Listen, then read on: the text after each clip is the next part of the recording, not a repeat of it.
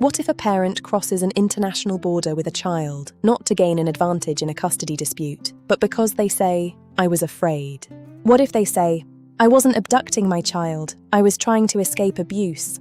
Or, "I genuinely believed my child," or "I was in danger"?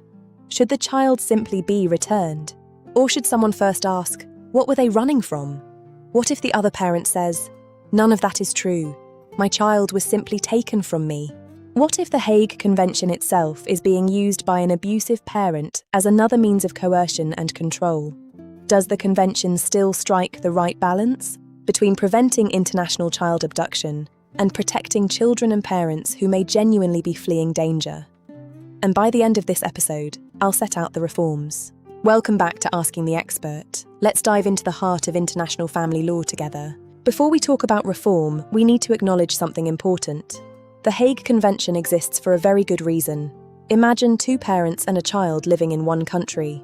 Their relationship breaks down. One parent takes the child to another country without consent and decides not to return. Crossing a border could be used to gain an advantage. The 1980 Hague Convention provides a mechanism for prompt return.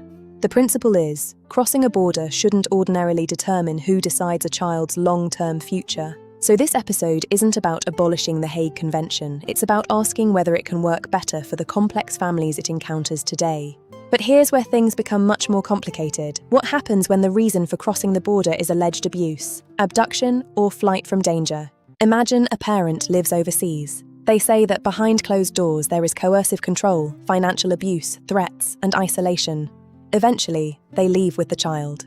The applicant says, "My child has been abducted." But the other says, "I was trying to survive." Now we have two completely different accounts, and we have to be very careful. An allegation of abuse doesn't prove abuse, but abduction doesn't tell us why they left either. Perhaps the first question should be, what was happening before they left?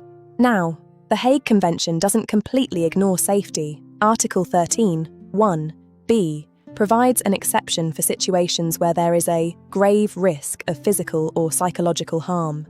The reform question is, does the framework deal adequately with contemporary domestic abuse and coercive control? Our understanding has changed enormously since 1980. Today, we understand that abuse isn't necessarily limited to physical violence. It involves control of money, isolation, threats, surveillance, and intimidation. Intimidation and manipulation that may continue long after a relationship has ended, which leads to an uncomfortable question about process. What if the court proceedings themselves become part of that alleged pattern of control? If the child is returned, the parent may feel forced to return. Could child abduction proceedings be misused as another mechanism of control? We shouldn't automatically accept nor automatically dismiss, check and assess. The principle should be listen, check, assess, then decide. This is where the reform debate becomes particularly important. Listen and decide.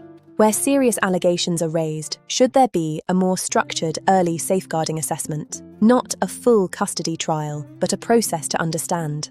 Was abuse alleged before? Were police contacted?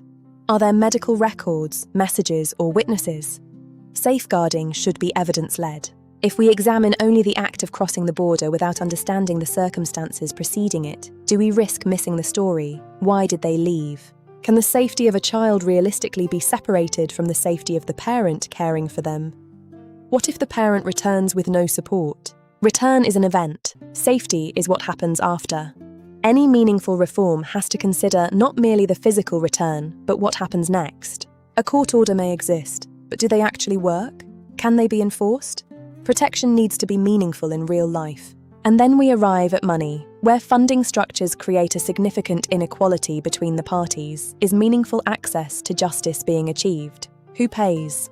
Imagine someone who says, "I fled financial abuse," arriving with no income. How do they pay for a lawyer or prove complicated allegations? Where a responding parent credibly says they fled serious abuse, should there be rapid access to specialist publicly funded representation?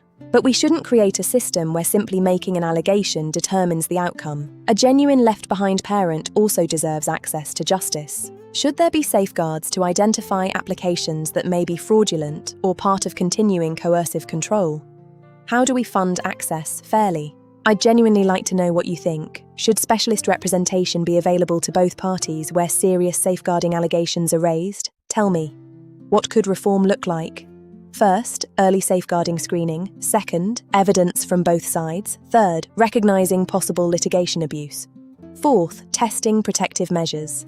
Fifth, better judicial training. And sixth, better post-return research. What happens after the child is returned? What happens 6 months later? Was the child safe? If we don't systematically understand outcomes, it's hard to know if the system is achieving objectives. We need to ask, what happens after return? This post-return evidence is vital to evaluating whether the system is achieving its objectives. If every Hague case becomes an investigation into the entire relationship, proceedings could take years. Reform has to preserve something essential: speed. How do we improve safeguarding without destroying the speed and certainty that make the Convention effective? That's the difficult balance.